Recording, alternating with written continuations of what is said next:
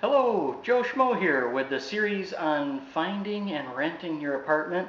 I've got some real good insider tips for you.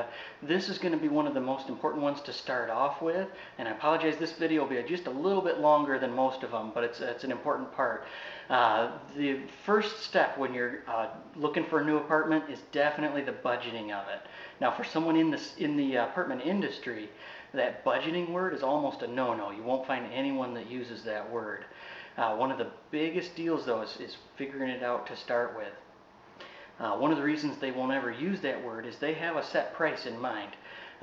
If you wanted to spend more than that, they want to talk you into saving money and only spending that.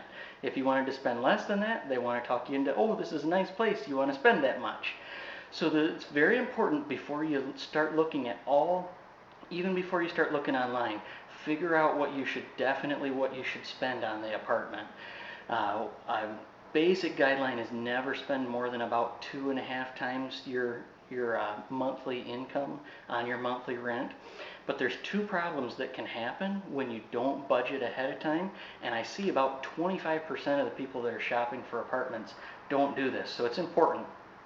One problem that can happen is you go out, you find a place, you absolutely fall in love with it. Salesperson talks you into it, and you end up spending more than you should have. I've even seen people do this and end up being evicted a couple months later because they could not afford it.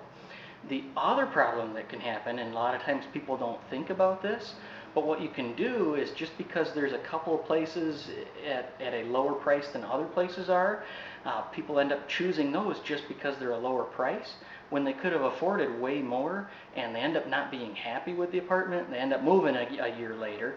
And part of the whole object is finding a place that you like. You don't have to move every year. So definitely look at budgeting ahead of time.